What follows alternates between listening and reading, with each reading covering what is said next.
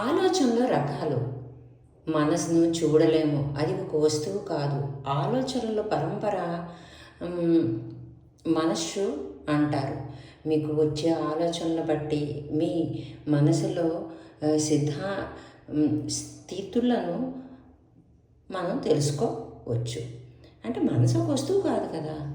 ఏంటి ఆలోచనల పరంపరకే అంటే మంచమని చెడ్డమని నవ్వడమని ఏడవని ఆ పరంపరకే మనస్సు అని అంటారు. మీ మనస్సులో పదే పదే ఎలాంటి ఆలోచనలు వస్తాయో అవే మీ మనసుకి స్థితిగా చెప్తాయి.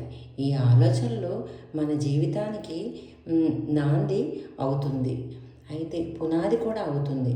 ముందుగా ఆలోచనలు వస్తాయి, వాటిని బట్టి మనం పనులు చేస్తాము. పనులను బట్టి ఫలితాలు వస్తాయి. ఉదయం ఒక సినిమా డైరెక్టర్ సినిమా తీయాలంటే ముందుగా వాడు మనస్సులో ఒక స్టోరీని కనపరుచుకుంటాడు.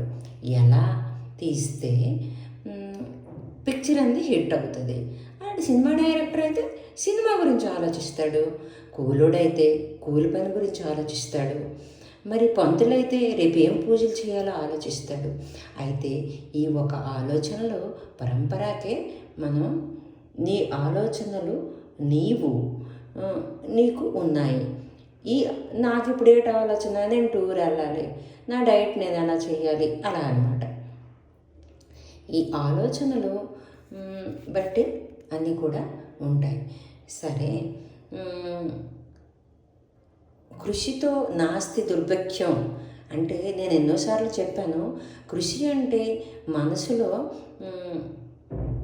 మనసులో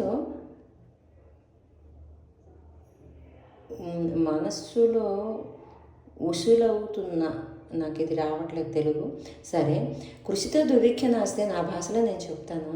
కష్టంతో ప్రతి ఒక్కటి కూడా మనం సాధించగలం. మహాపురుషులైతారు అంటారు. కృషితో మనుషులు మహాపురుషులు కూడా అవుతారు. ఎంతోమంది స్టోరీలు నేను చెప్పాను. అయితే అంతటి గొప్పవాళ్ళం కాకపోయినా మనకు ఉన్న దాంట్లో మనం ఎలా గొప్పవాళ్ళం అవుతామని ఆలోచించుకోవాలి.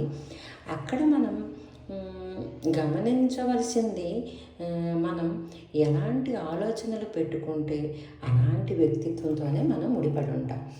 గొప్ప కళలు కనండి, గొప్పవాళ్ళు అవ్వండి. ఇదేదో నచ్చిందండి. నీకు నిన్ననే చెప్పాను కదా, ఒక అదే సాంతాల్ ఆదివాసీ అమ్మాయి ఎలా పైలట్ అయింది అని చెప్పాను కదా. అది గొప్ప కళలు కానండి, గొప్పవాళ్ళే అవుదాము. మన జీవితంలో మనము సంబంధాలు కూడా మన ఆలోచనలు బట్టే వస్తుంటాయి. కొంతమందికి చూస్తే పెట్టబుద్ధి అవుతుంది, కొంతమందికి చూస్తే ముట్ట బుద్ధి అవుతుంది అంటారు. మనకు తెలియకుండానే భావరూపంలో ఒకే రకమైన ఆలోచనలు కలిగిన వ్యక్తులు ఆకర్షిస్తారు. కొంతమందికి ఆకర్షిస్తారు. వాళ్ళు విషం ఇచ్చినా కూడా అమృతం అనిపిస్తుంది, కానీ మనం అమృతం ఇచ్చినా కూడా విషం అనిపిస్తుంది. అలా తెలుసుకొని దూరంగా ఉండడానికి ప్రయత్నం చేస్తాం. బలవంతంగా ఎవరితో మనం సహవాసం స్నేహం చేయలేమో, మన నిత్య జీవితంలో మనం నమ్మని వారు లేక తెలిసిన వారు చెప్పిన విషయాల్ని ఆధారంగా మనము తీసుకుంటాం. అయితే ఇలా మనం విశ్లేషించుకోకపోతే చాలా విషయాలు ఉన్నాయి. అయితే కొత్తగా వచ్చిన ఒక ఆఫీస్లో పనిచేస్తారు. కొత్తగా వచ్చిన ఆఫీసర్ ఉంటాడు అనుకోండి, ఆ ఒక ఆఫీసర్ తాలూకా నడుబడి ఎలాగుంటుందో, మంచి ఎలాగో చెడ్డ ఎలాగో అంటే ప్రతి ఒక్కటి కూడా మనకి ఆధారపడి ఉంటుంది. మరి నెక్స్ట్ వీడియోలో నేను మీకు ఆలోచనలు ఎన్ని రకాలు అనేవి మళ్ళీ మీకు చెప్తాను. చెప్పడంలో తప్పులు ఉంటే మనం చెప్తాను.